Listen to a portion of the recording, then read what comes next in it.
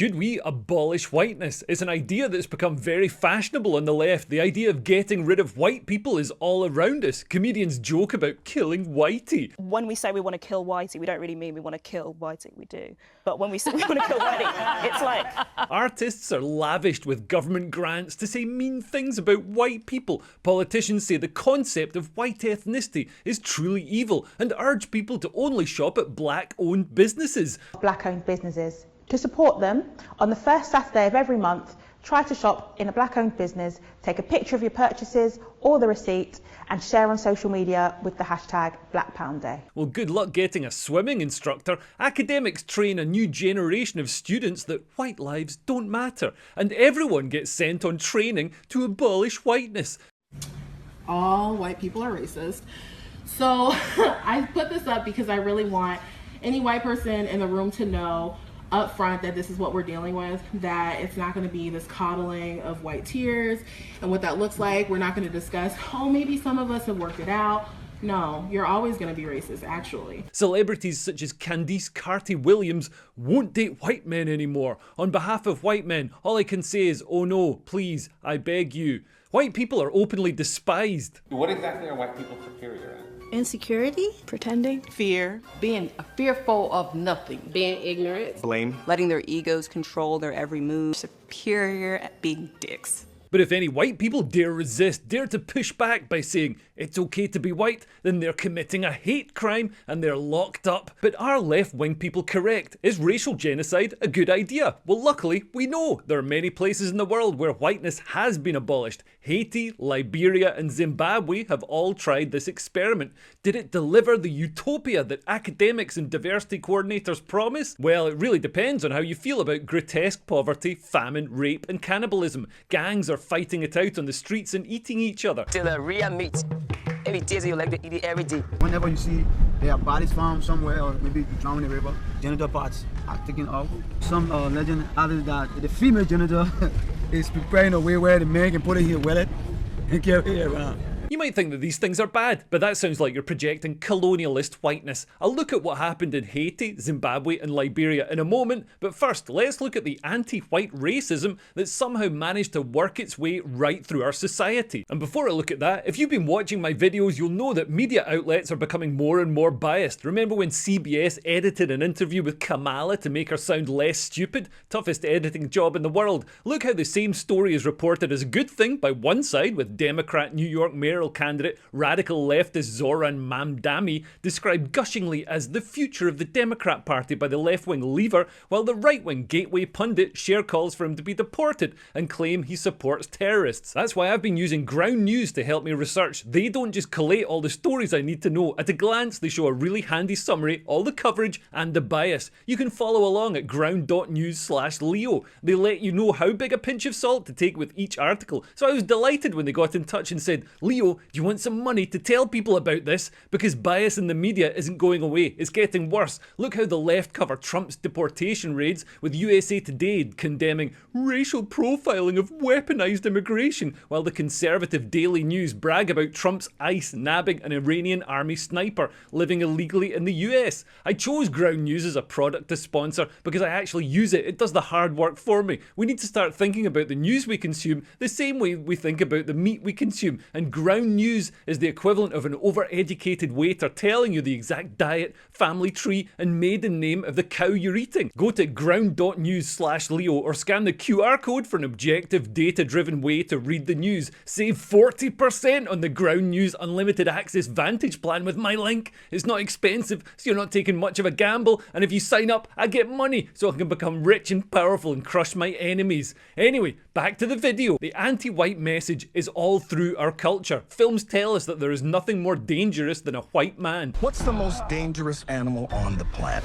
Shark. White people. And they tell us, when are you gonna wake up to your white privilege, man. Articles say that whiteness is a public health crisis. And did you know that you were brainwashed into thinking European features are the epitome of beauty? There's a bookshop's worth of books on white trash, angry white men, white privilege, white fragility. White people are erased from search engine results and AI. Apparently medieval Vikings had the same ethnic breakdown as the cover of a university prospectus. White people are told that they have no culture. And it's true that when I'm looking at the Sistine Chapel or Prokofiev's Romeo and Juliet, I wish it was as culturally significant as Big Chicken presents What Dat Mouth Do Cucumber Suck-Off Contest, which I heard your mum won, by the way. Billboards urge straight white men to pass the power. Children's books and TV shows push the idea that Northern Europe has always been black.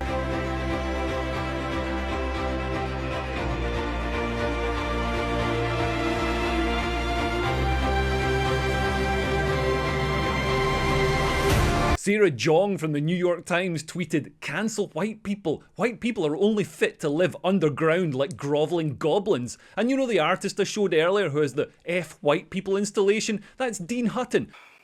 I'm white. I'm also genderqueer, a non-binary trans identity with a fat body that's a hetero, imperialist, capitalist, white supremacist patriarchy that violates us all.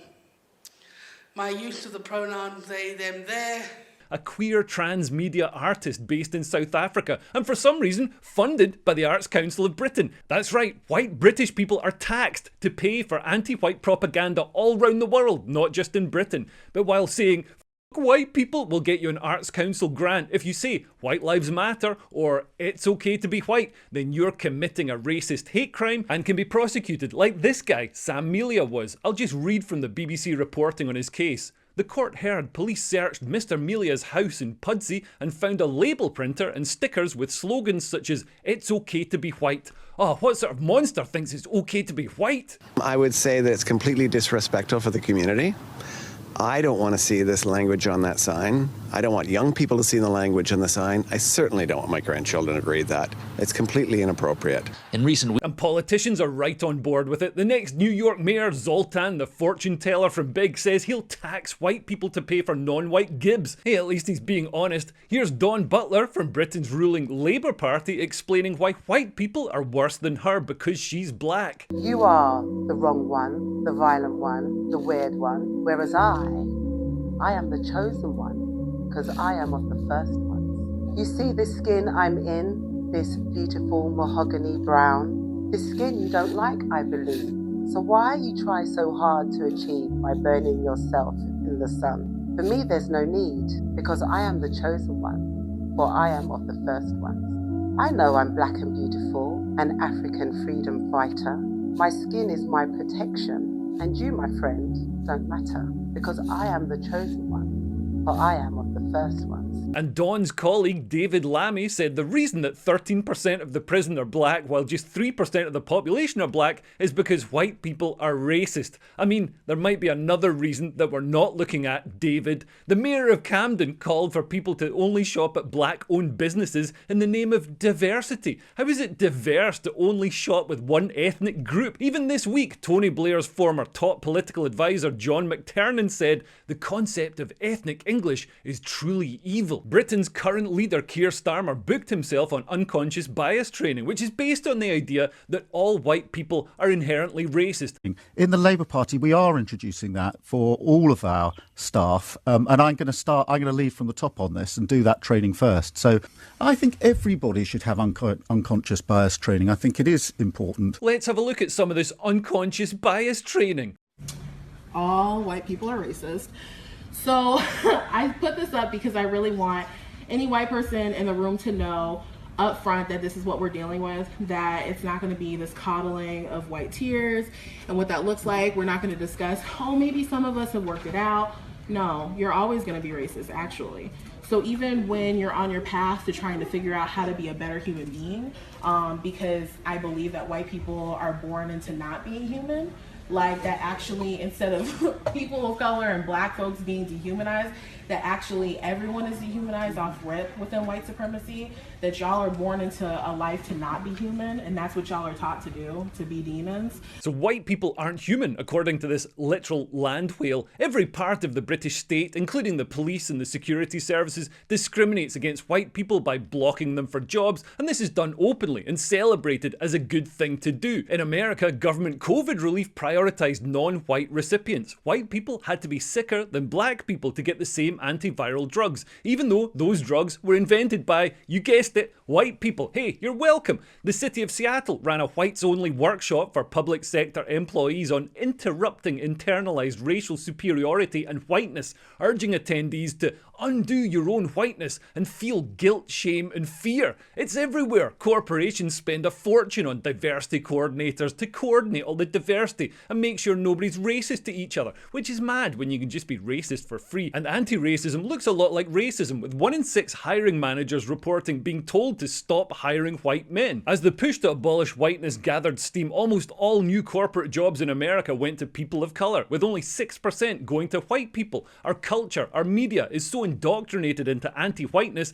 that this isn't presented as concerning, this is celebrated as a wonderful achievement. Coca-Cola had training sessions for their staff telling them to be less white. If you drink enough Coca-Cola, your teeth will be. A Drexel professor of politics tweeted, "All I want for Christmas is white genocide." Dr. Priyamvada Gopal, an Indian academic at Cambridge University, tweeted, "White lives don't matter as white lives," and "Abolish whiteness." Yes, Dr. Priyamvada. If someone falls ill in a plane and the crew ask if there's a doctor on board, she can stand over them and explain why their death is racist.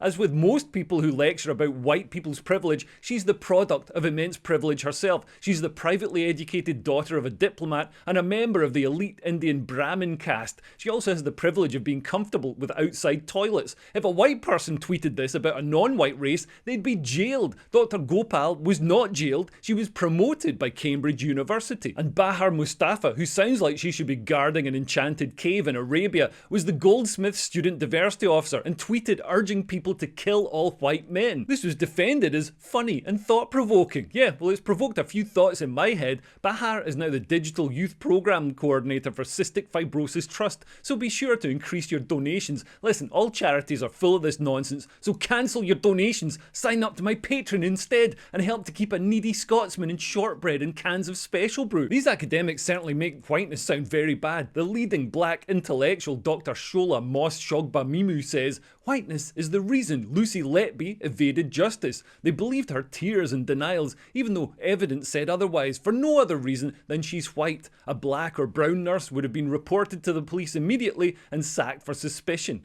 Although, as we've seen, non-white groups can get away with horrific crimes against white children because the authorities are terrified of being called racist. If we're going to talk about privilege, by the way, Dr. Shola is literal Nigerian royalty. And Robin DiAngelo, the white author of the delightfully named White Fragility, suggests that white people are inherently racist and framed whiteness as a pathology, and sold a bunch of books on this idea to other white people. And Western academia is obsessed with the idea that white culture must be decolonized and removed from the curriculum. But the idea that we should abolish whiteness isn't just in universities, where we expect silly ideas to flourish in the agar jelly of failed adults and entitled idealistic youth. It's also in the Church of England, which you'd think might be a bit nicer to white people, since they're the only people limp enough to attend its churches. Archdeacon Miranda Threlfall Holmes tweeted, "I went to a conference on whiteness last autumn. It was very good, very interesting, and made me realise whiteness is to race as patriarchy is to gender. So yes, let's have anti-whiteness and let's smash the patriarchy. That's not anti-white or anti-men, it's anti-oppression. Anti-whiteness isn't anti-white. I think if there's one thing you could say is definitely anti-white, it's anti-whiteness." How easily influenced are these people, by the way? She goes to one conference and comes out evangelising for racist genocide. Imagine if she accidentally flicked over to the History Channel and caught a bit of Hitler's speeches. This could be a totally different tweet. If she wanted to do her bit to abolish whiteness, she could quit and hand over to an African minister. Then everyone would be happy because they tend to be much more conservative and actually Christian, instead of being self-loathing virtue signalers evangelising for the religion of wokeism. Archdeacon Miranda Threlfall Holmes isn't a one-off. The Diocese of Birmingham now has a deconstructing whiteness officer, as part of an 11-person racial justice unit. The church is also setting up a £1 billion reparations fund to compensate the ancestors of victims of slavery hundreds of years ago. I'm looking forward to being compensated for my white ancestors who were taken by Barbary, Roman, Viking and Irish slavers. The Church of England released a statement saying God is not a white man, putting the DEI and deity there. Of course God is a white man, I've seen photos. And in Western schools, resources are denied to white children, teachers are instructed how to disrupt the centrality of whiteness, and parents are instructed to reflect on their whiteness and be white traitors. Our institutions erase white people, with Royston Museum showing Anglo-Saxons as black. Apparently we was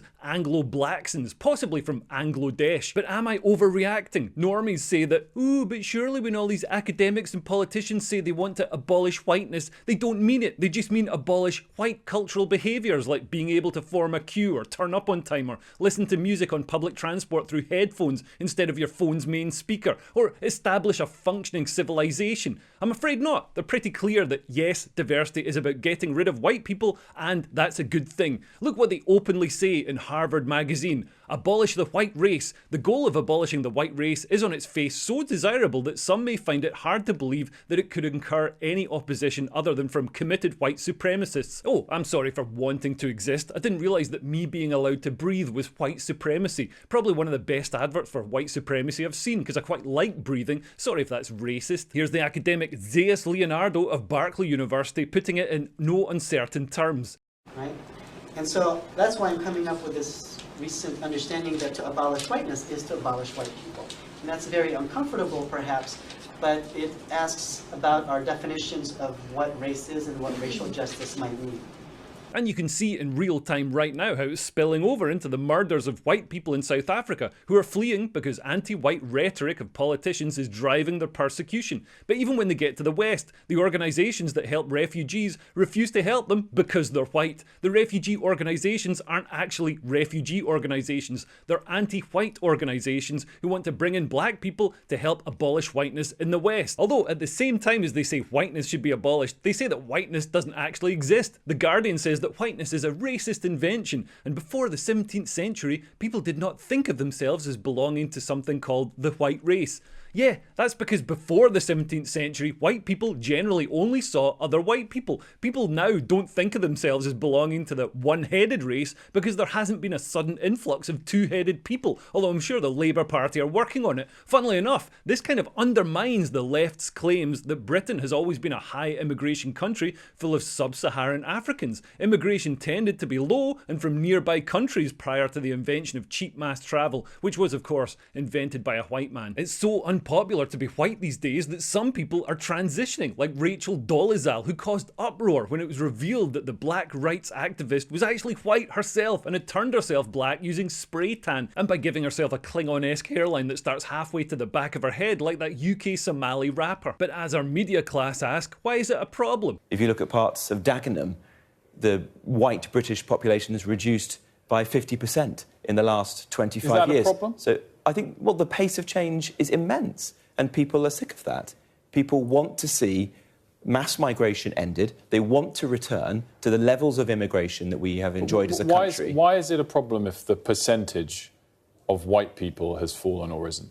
Because you can't successfully integrate people at this speed into our country. But why does the colour of their skin matter? White people will one day no longer exist. It's just a matter of time. Who cares, says Ed Krasenstein. Who cares if a race is exterminated? Are all these people right? Academics and politicians are very clever, so are they right to abolish whiteness? Will it lead to a wonderful, harmonious, prosperous future? Well, let's have a look where it's been tried. Academic Noel Ignatieff said, "The point is to abolish the white race. How can this be done?"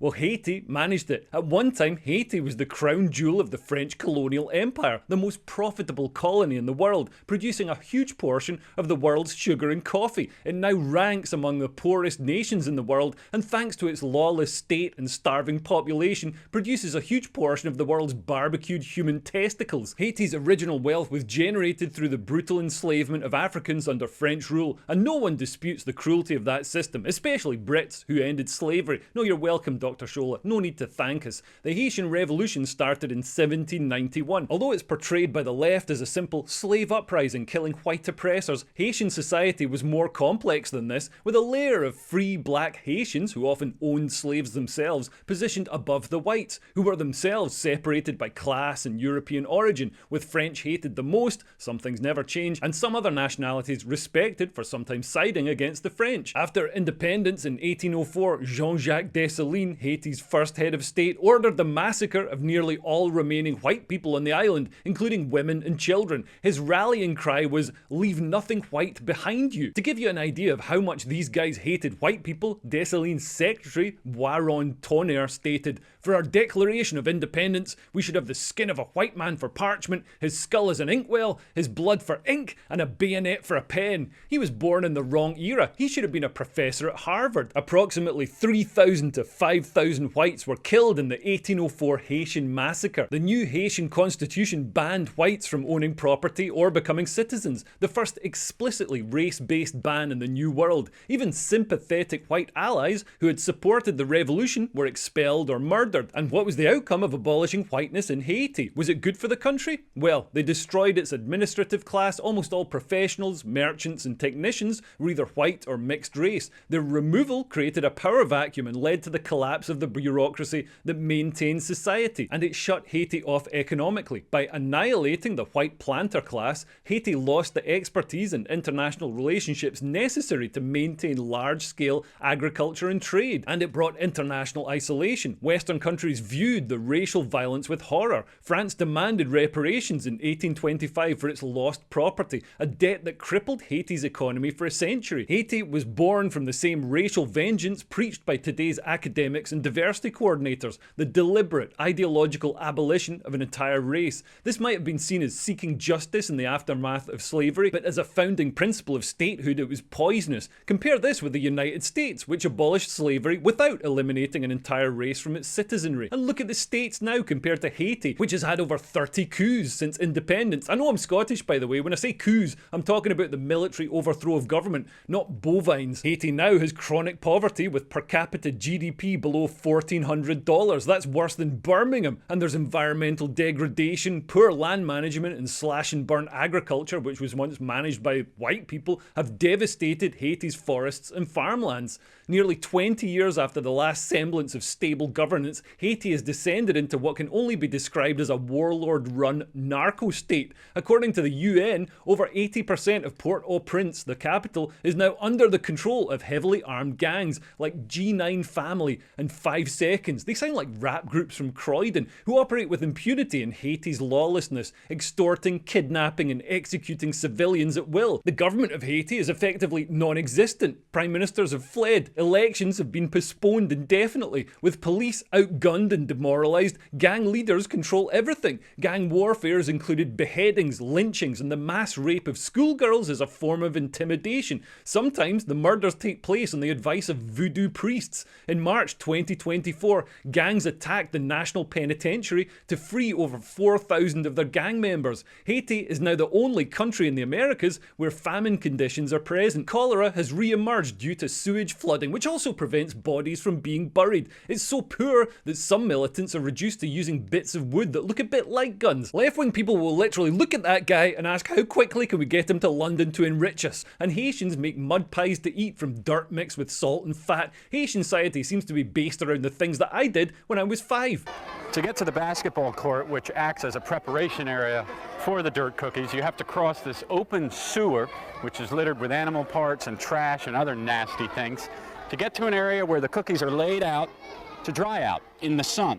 You can see that these are still very wet, not quite ready to be served, but this is literally dirt being prepared for humans to eat on top of other dirt and filth. Celine Denis' life revolves around the cookies. For days we watched as the grandmother sat mixing the dirt cookie batter. Selling the cookies is Denis' sole source of income and often her only food. Over 5.2 million people, which is nearly half of the population, are in need of humanitarian aid, yet aid workers themselves are being kidnapped or executed. Oh, and if aid does make it through, it often enriches the gangs who control its distribution and own or extort hotels that aid workers live in. And the aid workers aren't great for everybody. Oxfam workers were raping girls as young as 12. Oh, good old Oxfam, eh? So whiteness was successfully abolished. The white population of Haiti is now pretty much zero, except when virtue signalling lefties fly in to score some virtue points against Trump. Did abolishing whiteness in Haiti result in some kind of frictionless utopia? Well, on the plus side, it created a libertarian anarcho-state free from the tyranny of government. On the downside, it turns out a bit of government tyranny is sometimes necessary to stop people eating each other. Compare the non-white Haiti to the almost entirely white Iceland. Iceland is an Arctic desert with few natural resources, and Haiti is a tropical paradise with what should be fertile farmland and massive reserves of minerals. The people that make up a country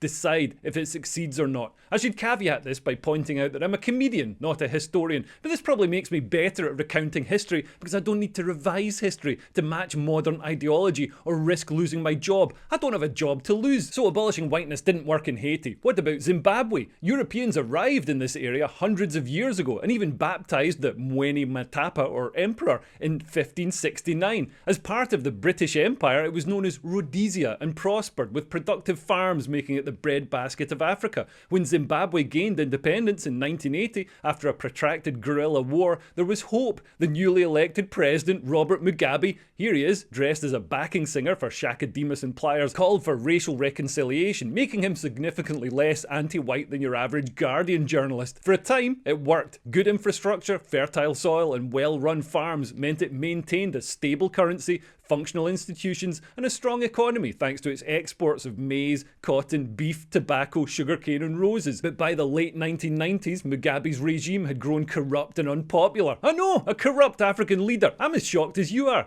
Faltering support led Mugabe to pursue racially divisive politics, whipping up hate against white farmers, just like Julius Malema is doing now in South Africa. Mugabe said, if white settlers just took the land from us without paying for it, we can just take it from them without paying for it. The thing is, most farmers had bought their farms after independence, so the titles to the land weren't issued by evil colonial Brits who had stolen the land. They were issued by Mugabe's own government. But it didn't matter. The rule of law was out of the window. Law is whiteness, remember, so it's bad. To shore up support, in 2000, Mugabe launched the Fast Track Land Reform Programme, authorising violent seizures of white-owned farms with no compensation. He said, our party must continue to strike fear into the heart of the white man, our real enemy. Over 4,000 commercial farms were seized, often by armed gangs calling themselves war veterans, some barely old enough to remember the war. Farms were burned, families were assaulted, and many white Zimbabweans fled the country. And instead of being given to the people, as Mugabe promised, the farms were divvied up between Mugabe's family, political cronies, and military men. They turned out to be terrible farmers. They killed the dairy cattle for meat and ate the seeds for the next season's planting. Farm equipment was sold for scrap metal. Crops died in the field, production collapsed. A country that used to export millions of tons of food became dependent on charity food imports. Unemployment hit 90%, worse than Glasgow, and millions fled to South Africa and beyond. Zimbabwe's finances were so ruined that Mugabe was reduced to wearing Timmy Mallet's cast-offs. As economist Craig Richardson noted, the government destroyed the goose that laid the golden egg.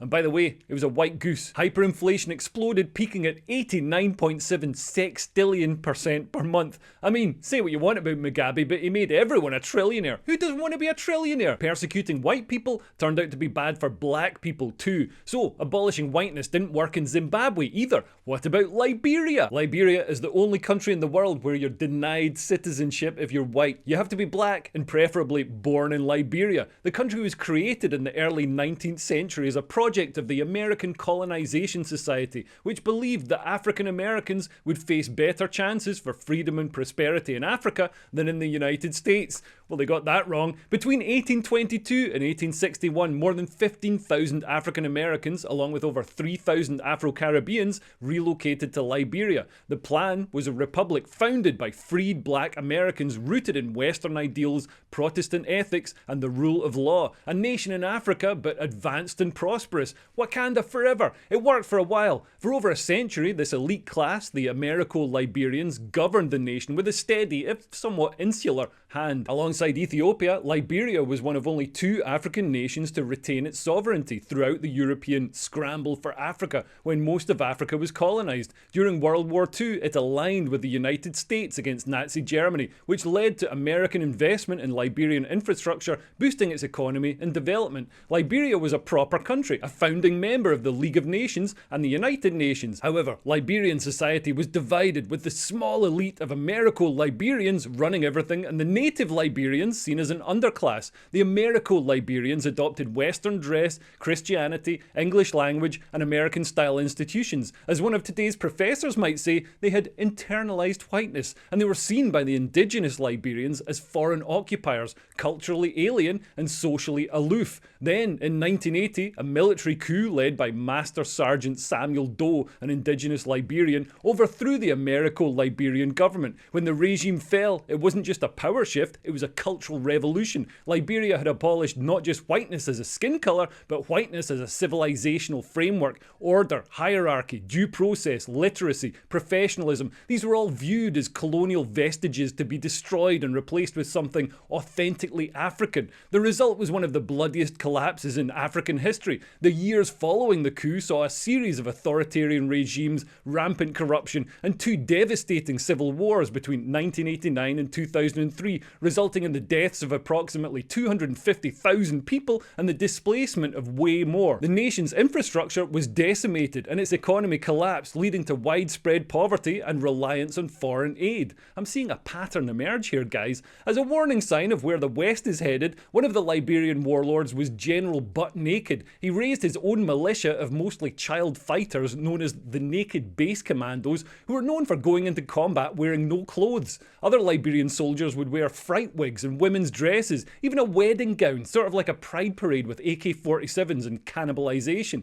Western journalists and academics often sanitize this story by blaming colonial legacies, but Liberia was never colonized by white people. Nowadays, Liberia is more stable, but the anti-white sentiment remains. So that's what abolishing whiteness delivered for Haiti, Zimbabwe and Liberia. What will happen in the West? Well, it's happening already. In 1900, a third of the world's population was white. Now it's just 7%. Wow, that's what I call an actual minority. And demographics is destiny. As Western countries import non-whites at an alarming rate, our institutions are being remade in front of us. White Brits will be a minority in their own country within a couple of decades. More than 40% of births in England have at least one foreign-born parent, and this can't be good for national unity. What are white people superior at?